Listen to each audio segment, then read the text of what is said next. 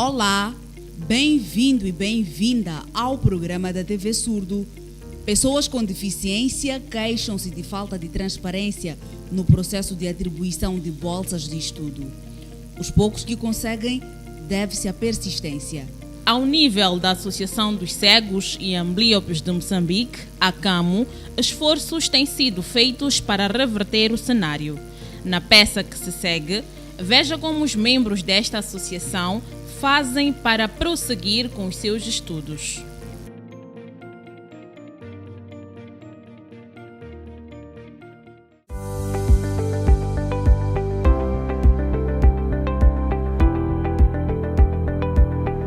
Após a divulgação dos resultados dos exames de admissão, segue um novo passo: a validação da matrícula.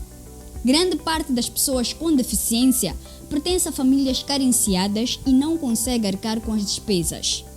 Como alternativa, recorrem a bolsas de estudos, um processo longo e difícil. Todas as minhas propinas, todo o meu curso, todo o custo do meu curso, pago sozinho. Com o apoio de pessoas de boa fé que me ajudam a pagar o meu curso. E até hoje estou a terminar, já terminei as cadeiras e assim estou no processo de escrever a minha monografia.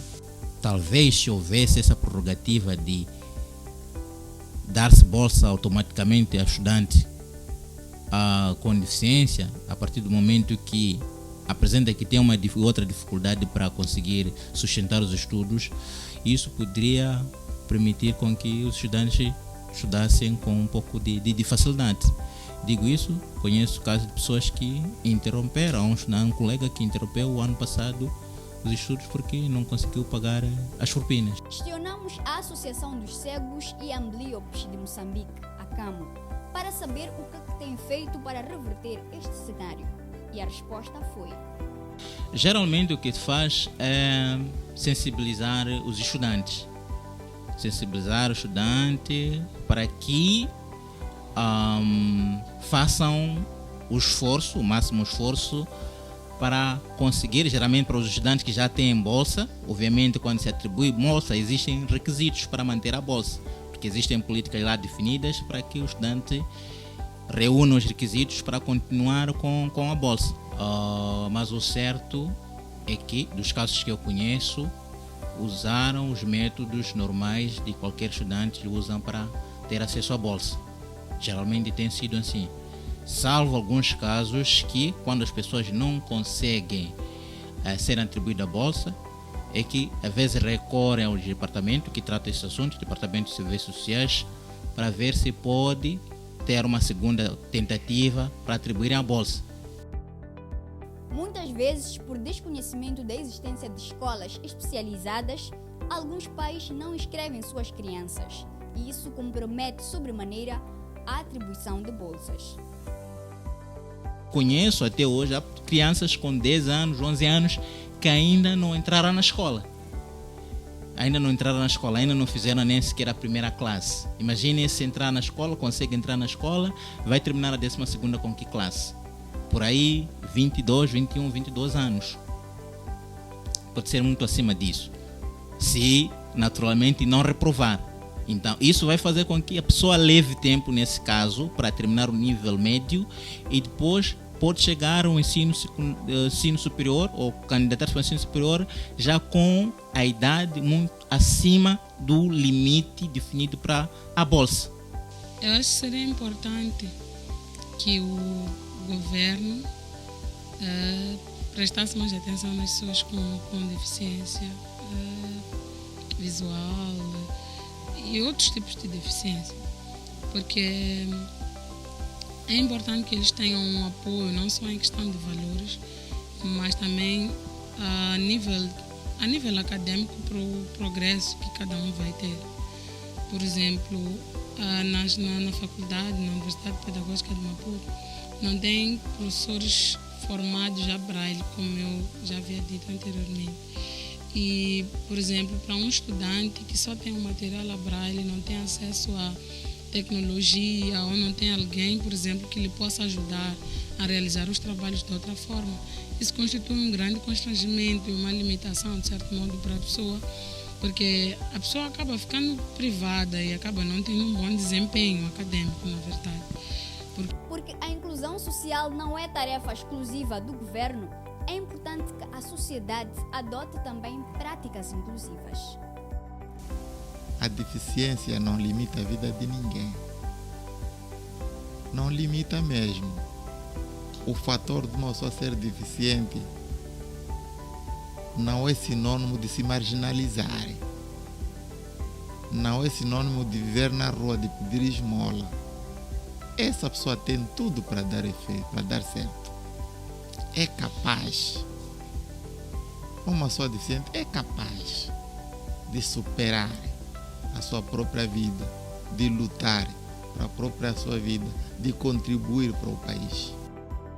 Refira-se que no país são atribuídos 2 tipos de bolsas de estudos, a de isenção e a completa, sendo que esta última é maioritariamente atribuída a pessoas com deficiência, permitindo desta feita que estas prossigam com os estudos. O investimento na educação da pessoa com deficiência deve ser feito a partir da base. Os pais devem ser muito presentes para ajudar os filhos a ultrapassarem as dificuldades e desenvolver habilidades que lhes serão úteis para toda a vida. Foi após verificar diversas lacunas no processo de ensino da criança com deficiência que um grupo de pais de crianças especiais fez uma réplica de um projeto português de reabilitação de pessoas inabilitadas. Mais detalhes na peça que se segue.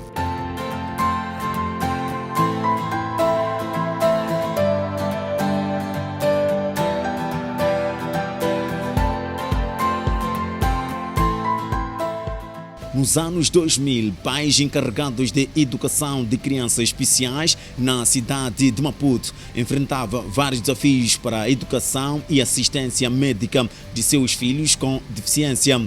Foi nesta situação de incerteza sobre o futuro de seus filhos que surgiu a Associação para a Educação e Reabilitação de Cidadãos Inadaptados, SERSE.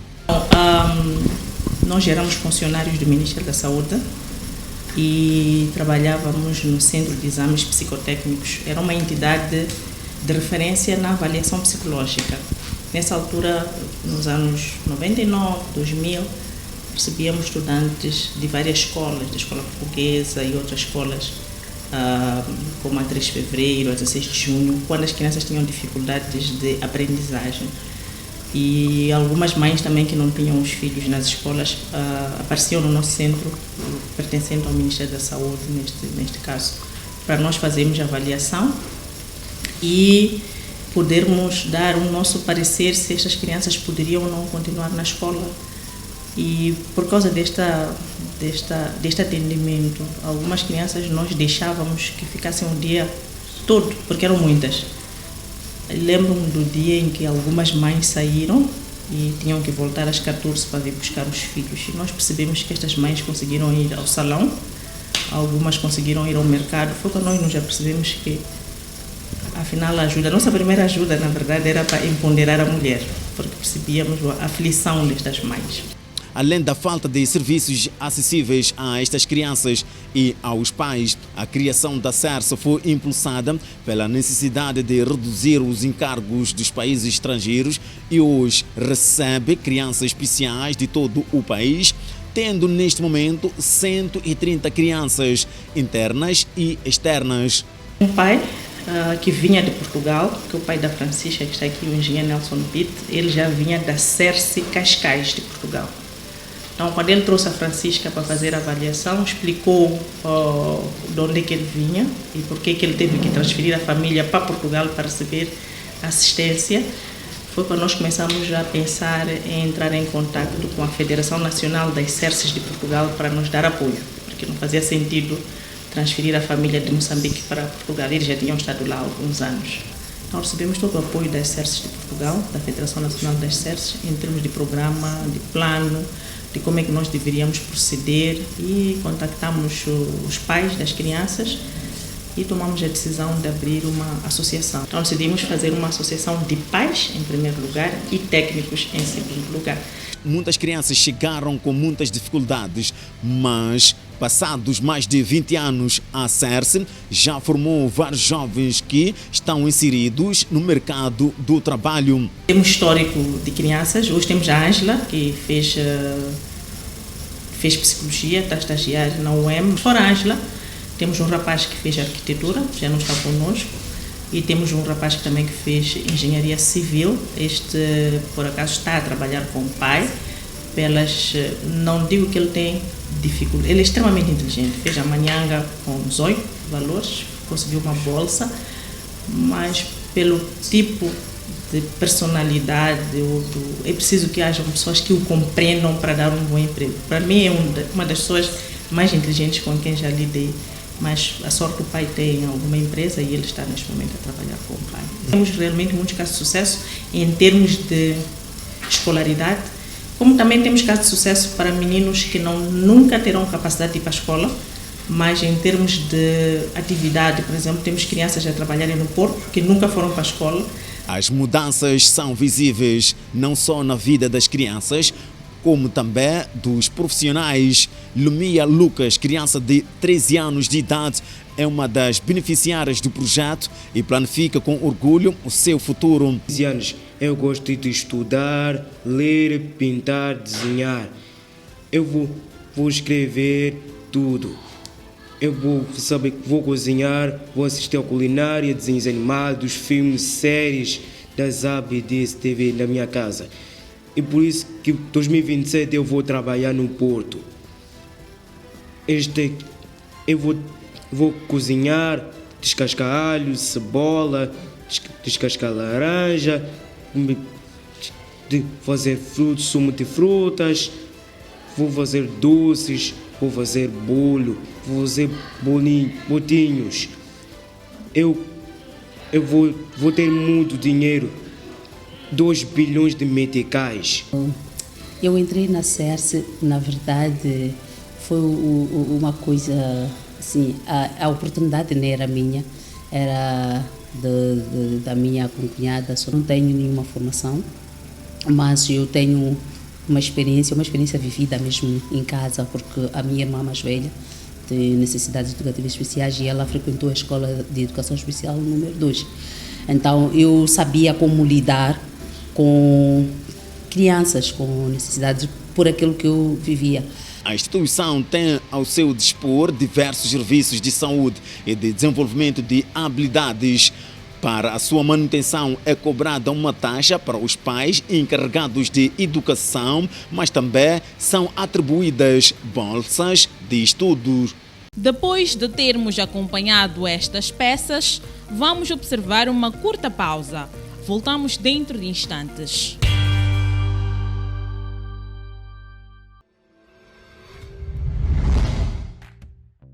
Como se comportar ao acompanhar uma pessoa com deficiência visual. No vídeo de hoje, vou deixar algumas dicas de como acompanhar um cego devidamente. Vamos!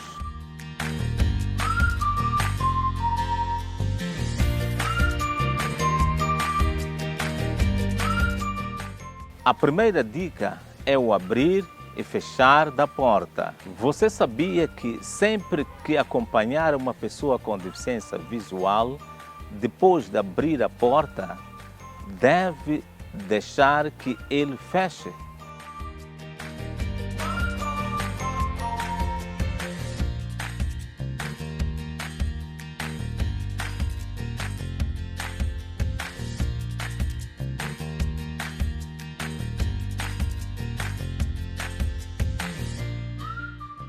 Pois bem, essa é uma regra de guia. A segunda dica que vou deixar é sobre as escadas. Sempre que guiar uma pessoa com deficiência visual, ao chegar a uma escada, você tem de largá-lo e deixar que ele segure o corrimão e suba as escadas sozinho com a ajuda da bengala. Essa é outra regra de guia. A última dica é sempre bom você avisar. Pisos escorregadios, buracos e obstáculos, em geral, durante o trajeto.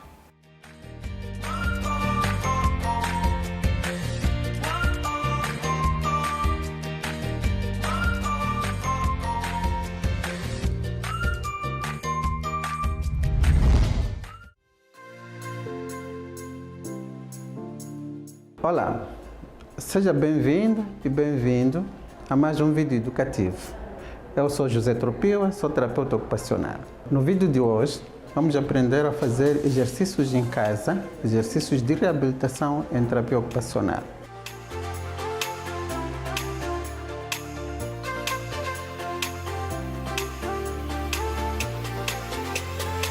A primeira dica de hoje é sobre problemas de preensão.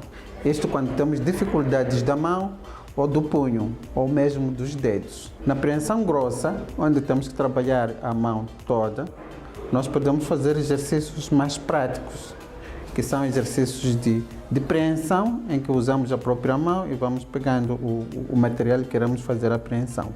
Nós podemos usar garrafas, PET, ou então podemos usar copos ou cones. Para preensão fina, dependendo do como queremos treinar a mobilidade dos dedos, nós podemos usar o material fino, podemos usar as tampas das garrafas, podemos usar um componente, por exemplo, de material em que podemos juntar pedrinhas, areia ou feijão num cestinho e vamos metendo as mãos e aí vamos selecionando. E aí a preensão tem que ser controlada, porque nós queremos treinar os dedos e aí a preensão tem que ser com os 5 ou 3 dedos, dependendo da situação da incoordenação motora. Um problema ou dor ou limitação articular ao nível da articulação do cotovelo, em que essa pessoa não consegue fazer a extensão completa ou então não consegue fazer a flexão completa. Podemos usar o estendar, um treino mesmo no estendar. A pessoa leva a roupa do estendar, né? A roupa da bacia ou a roupa que está a ser lavada, ou mesmo a roupa para treinar, e a pessoa leva esta roupa e vai colocando no estendar. No momento em que coloca no estendar, ele faz alguns exercícios de extensão do membro superior. Ele pode fazer a extensão do cotovelo, também pode fazer a extensão ou flexão da articulação do ombro. E aí, na medida que vai fazendo estes movimentos, ele vai conseguir fazer os treinos por si só, sem precisar que alguém o ajuda a fazer. A terceira dica que vou deixar sobre exercícios caseiros em terapia ocupacional é sobre alguém que tem problemas de dor no ombro. Muitas vezes nós acordamos e temos o ombro todo a doer e às vezes nem conseguimos fazer os movimentos normais do ombro. Por exemplo, pode ter um bastão. O bastão pode usar o cabo de vassoura, o próprio cabo, e levar o cabo para treinar com ele, fazer exercícios também que lhe possam fazer movimentos de flexão, extensão, adução, abdução do próprio ombro. E aí, se conseguir fazer 2, 3 vezes por dia, ele consegue melhorar a funcionalidade ou a mobilidade do próprio ombro. Problemas de disfunção ocupacional. Sempre que nos sentirmos desconfortáveis com alguma disfunção ocupacional, nós temos que visitar a um terapeuta ocupacional para uma reabilitação ocupacional.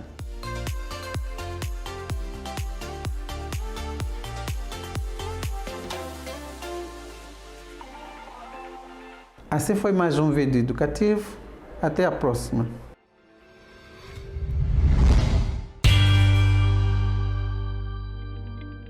Olá, bem-vindo e bem-vinda de volta ao programa da TV Surdo. No bloco passado, falamos dos desafios que as pessoas com deficiência enfrentam desde o ensino primário até ao superior. Neste bloco, vamos falar de utilidade pública. Informações oficiais prevêem a ocorrência de ciclones no canal de Moçambique e isso preocupa as autoridades, visto que os mais recentes ciclones foram devastadores. Atitudes simples, como evitar zonas baixas próximas ao rio ou mar, podem salvar vidas de milhares de pessoas. Na presente época chuvosa, 2022-2023, mais de 75 pessoas já perderam a vida e um total de 45.819 pessoas ficaram afetadas, segundo dados do Instituto Nacional de Gestão e Redução de Riscos de Desastres, INGD.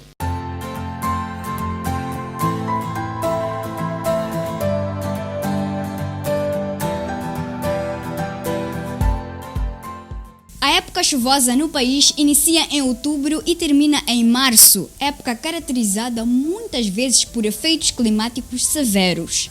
Para a presente época chuvosa, segundo dados do Instituto Nacional de Meteorologia, o nosso país poderá ser fustigado por 10 ciclones. Então, nesta previsão está previsto, ou há uma grande probabilidade de que esses cerca de 10 ou de 6 a 10, 3 a 5 cheguem à categoria de ciclone ou tenham uma força suficiente para fazer destruição daquilo que for a encontrar. Então, a ciência hoje ainda não consegue fazer uma previsão da rota dos ciclones. Daí que, neste momento, não é possível ainda, usando métodos científicos, dizermos se esses ciclones todos formados no Oceano Índico vão atingir Moçambique ou quantos vão atingir Moçambique. Grande parte da população moçambicana reside em zonas recônditas em que o acesso à informação é escasso. Como o INAM faz para alertar sobre a aproximação de um ciclone?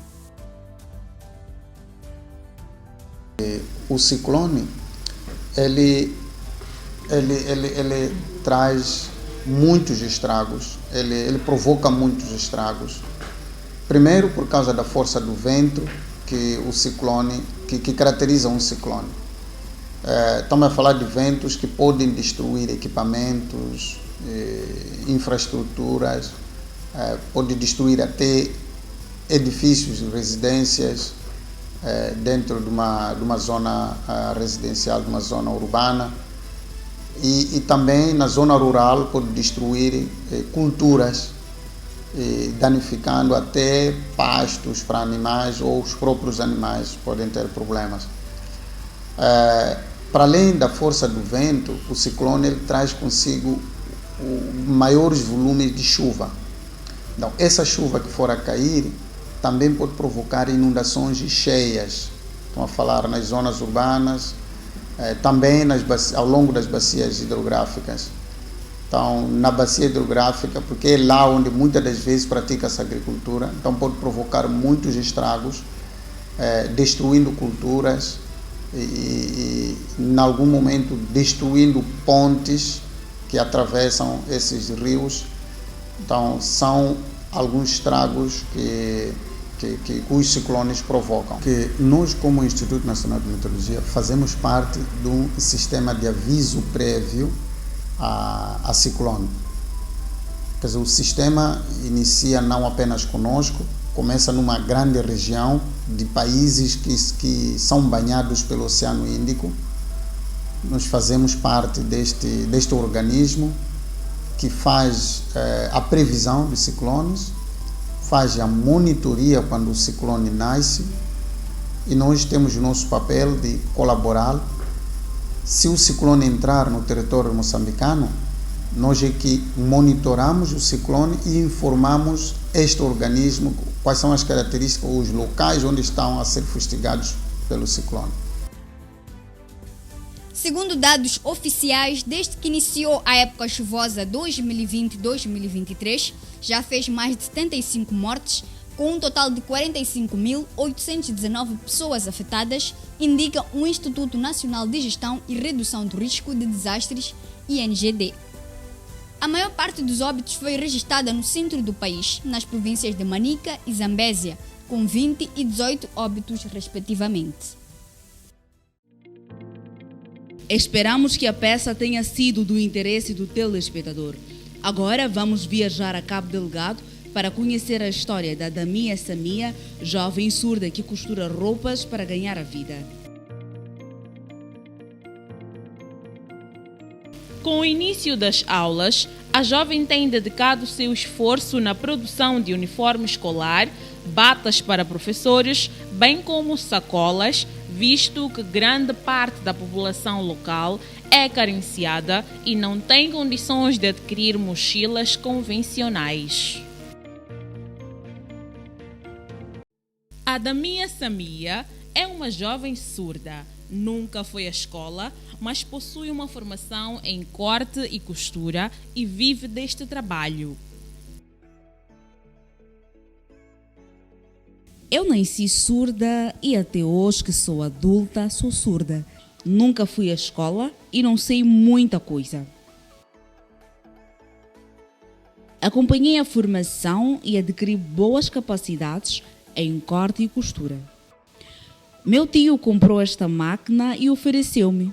Eu comecei a praticar e desenvolvi muito, mas depois eu tive a ideia de levar os meus trabalhos para a Associação dos Deficientes de Moçambique, ADEMO. O objetivo era de vender para eu ter algum lucro em resultado do trabalho. Entretanto, lá houve um pouco de confusão e disseram que eu devia parar de lá ir. Então, levaram-me para outro sítio e trabalhei até o ano de 2021, no mês de julho, quando enfrentei algumas barreiras. Para continuar com o trabalho de costuras, levei o meu material e vim para casa. Comecei a ter ideias sobre como convencer as pessoas para virem cá. Mesmo assim, continuei a desenvolver o meu trabalho pouco a pouco.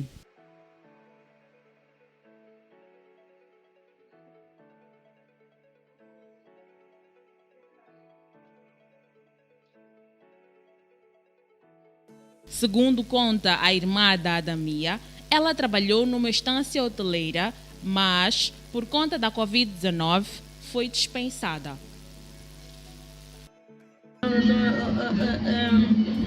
No período em que a pandemia da Covid-19 explodiu para o mundo inteiro, a instituição hoteleira decidiu diminuir alguns funcionários. A Taimaçama foi abrangida nessa diminuição de alguns funcionários. Não foi fácil, ficou em casa, sem emprego. Foi muito mal o tempo da Covid-19. Não podíamos sair à rua, tínhamos de ficar em casa e essa situação dificultava a vinda de clientes. A procura pelos meus serviços reduziram. Mesmo agora que as restrições reduziram, o negócio ainda está sem muito movimento e o dinheiro que faço não dá para quase nada. Após ter sido despedida, a jovem modista arregaçou as mangas e recuperou a sua paixão pela confecção de roupas. Suas vizinhas afirmam que a jovem faz peças de roupas lindas e ao gosto da cliente. Gosta daquela senhora e a senhora trabalha bem aqui na zona. Ela está a trabalhar, está a cozer roupas dela. Ela está a fazer trabalho de cozer, está a cozer uniforme, roupa mais cara também. É para gosto do trabalho que a senhora está a fazer. E assim, agradeço muito. Eu trabalho na máquina aí, cozer roupas, saia e vestidos e camisa. Nós aqui, fiquei bem. Para alguém tem dinheiro, ele comprar, para dar a ele, ele trabalha aqui muito bem. Somos nós. Ela ingressou mais nesse curso, fez esse curso e tem certificado. E nesse âmbito de cursos, nesse período, eles avaliam alguns deficientes que tem mais um profissionalismo naquela área e eles também têm apoiado a dar o material para o contínuo do trabalho que eles aprenderam e a Taima ganhou uma máquina nesse curso de corte, costura e corte, ganhou uma máquina e hoje é essa máquina que ela tira alguma renda para o sustento dela. Agora que iniciou o ano letivo, A jovem modista está a produzir uniformes escolares para crianças e adolescentes. Que tal enriquecer os nossos conhecimentos em língua de sinais de Moçambique? Olá, bem-vinda e bem-vindo a mais uma aula de língua de sinais de Moçambique. Na aula de hoje, vamos aprender a dizer palavras ligadas ao ensino. Bolsas de estudo. Formação superior. Trabalho de conclusão de curso. Vamos repetir. Bolsas de estudo. Formação superior. Trabalho de conclusão de curso. A aula de hoje termina por aqui. Não se esqueça de continuar a praticar aí em casa. A presente edição do programa fica por aqui. Voltamos a ver-nos daqui a 7 dias.